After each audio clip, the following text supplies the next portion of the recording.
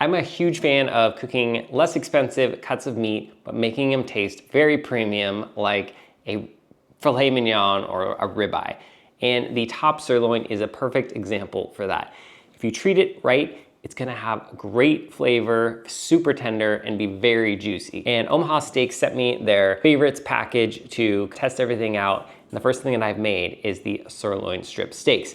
And the package arrived, everything was completely frozen. I really appreciate their packaging. It seemed very eco-friendly, where there wasn't a lot of plastic in there. It was a lot of recycled material, but everything was still frozen, so I could put it right back in my freezer to take out whenever I'm ready to cook it. The way to make the sirloins really shine is by dry brining them.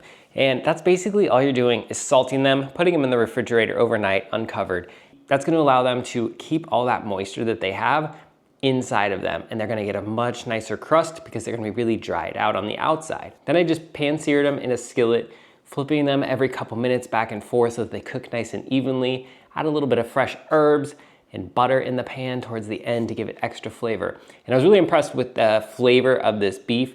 It has a very beefy flavor. It's not one of those cuts of steak that you're gonna get that doesn't have flavor, which is often disappointing, but it's also really tender. And most people that taste it probably wouldn't think that it's a sirloin steak, because that's often thought of as a less desirable.